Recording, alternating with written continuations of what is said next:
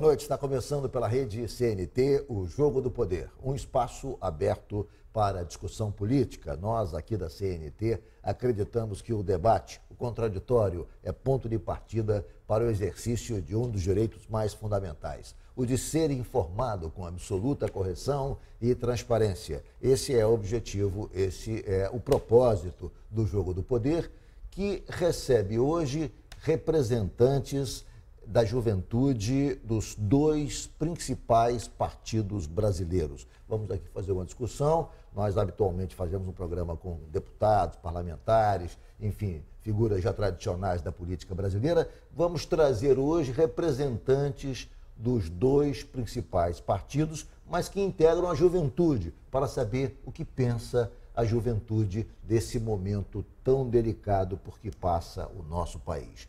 Do PT, Ronald Sorriso, Isso. Presidente da Juventude do PT do Rio. Boa noite, Ronald. Boa noite, Ricardo. Boa noite a todo mundo que está assistindo. É um prazer aqui vir debater com vocês e apresentar a visão da juventude do PT e das juventudes que acreditam que um outro mundo melhor é possível. Do PSDB, Alberto Zafran, secretário nacional de comunicação da Juventude do PSDB. Boa noite, Zafran. Boa noite, Ricardo. Boa noite aos telespectadores. Eu primeiro gostaria de agradecer a Rede CNT pelo convite. Para mim é motivo de muita honra estar podendo compartilhar essa bancada com vocês. Sou telespectador assíduo do programa, não tenho dúvida que, junto ao meu amigo Sorriso, já dividimos mesa de bar, hoje dividimos uma bancada. É isso. A gente vai conseguir debater programas e pautas fundamentais para a juventude brasileira. Vamos a um rápido intervalo, vamos às principais notícias da semana, diretamente de Brasília, e voltamos já já.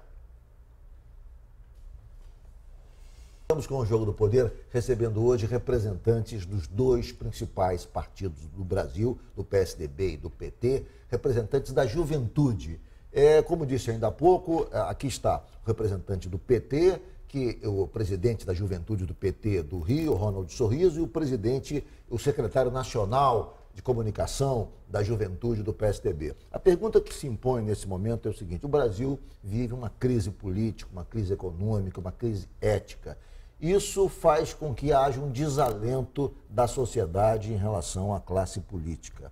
Há um desinteresse da sociedade em acompanhar, digamos, o dia a dia da política. Esse desinteresse, esse desalento, ele é crescente entre os jovens. O jovem, de maneira geral, obviamente que há exceções, e vocês são exceções, o jovem, de maneira geral, não tem interesse pela política. Quando fala em política, não quero saber disso, isso é imundície, isso é política, quase que virou sinônimo de corrupção na cabeça das pessoas mais jovens e de outras pessoas também, mas especialmente dos mais jovens. Como reverter isso? Como mudar esse quadro? A gente sabe, tem um pouco mais de experiência de vida, que nada muda num país, numa sociedade, se não for pela política. Sim. No entanto, há essa mentalidade de que política não. Como mudar isso? Como fazer com que a juventude se engaje como vocês se engajaram na política? Eu começo fazendo a pergunta a Ronald Sorriso.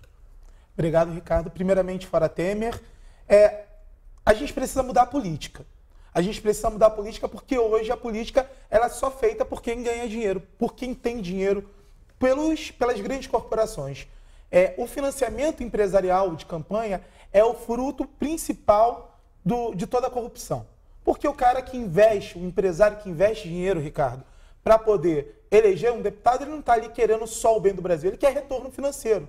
E aí a gente precisa inverter isso. A gente precisa fazer com que tenha mais participação, fazendo uma reforma política de verdade.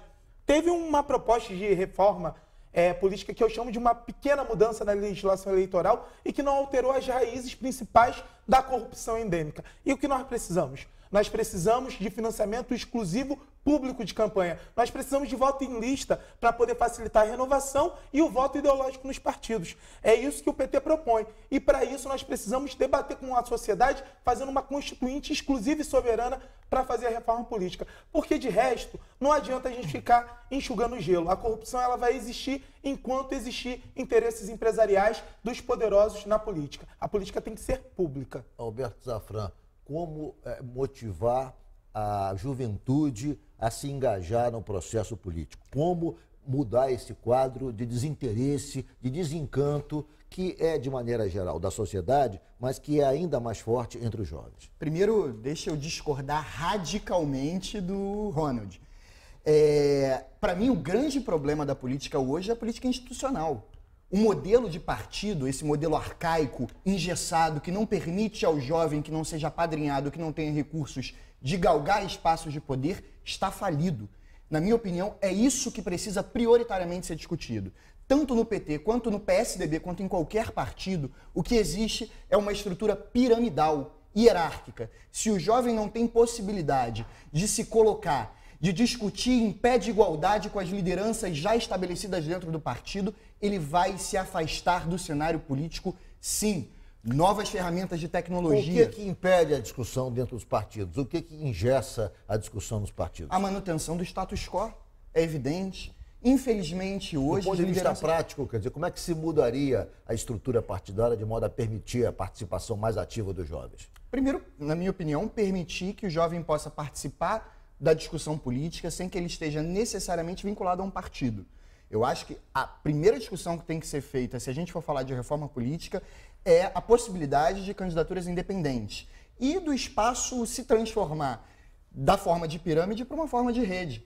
Já existem demonstrações Brasil afora de deputados, de parlamentares em geral, de lideranças políticas já estabelecidas que sentam para discutir, para debater com a sociedade civil organizada e com o jovem estudante, com o jovem militante.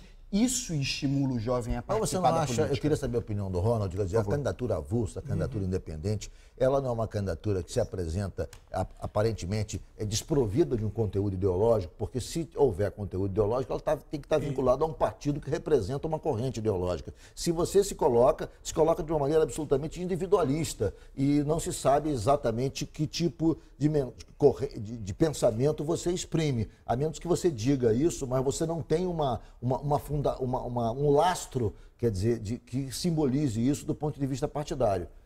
Ronald.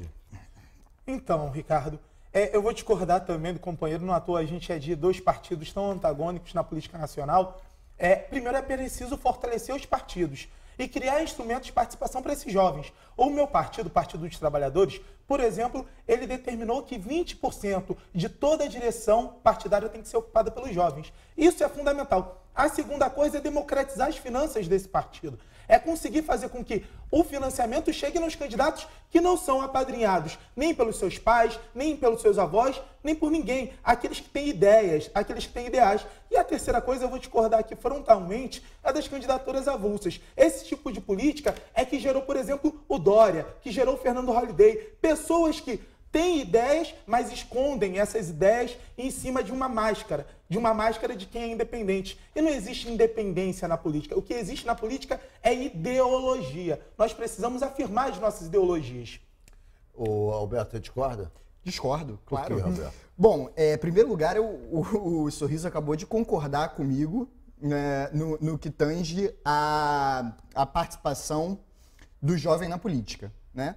O PT já falou aqui que pratica isso, 20% das vagas são reservadas para jovens, destinar uma parte do fundo. O PSDB também segue essa orientação e foi isso que eu falei em primeiro lugar, ter maior participação do jovem dentro do ambiente partidário. A estrutura, na minha opinião, ainda é arcaica. Você falou a respeito dos partidos políticos que representam e exprimem pensamento ideológico. Eu devolvo a pergunta, será que de fato representam e exprimem hoje pensamento ideológico? Se não representam, deveriam representar. Deveriam. Quer dizer, então, se não representam, nós temos que trabalhar para que venham a representar. Temos que trabalhar para que tenham nitidez ideológica, para que a população possa identificar entre seus candidatos uma corrente de pensamento com clareza. Quer dizer, a exceção não pode justificar, eu acho, digamos, o desmonte dos partidos, o problema é que como no se Brasil... os partidos fossem o problema. O problema é você aperfeiçoar o processo. Sim, não, eu concordo plenamente. O problema é que no Brasil a exceção acabou virando a regra. A maioria dos parlamentares hoje, se você olhar para o nosso Congresso Nacional, você vai perceber que não existe orientação ideológica.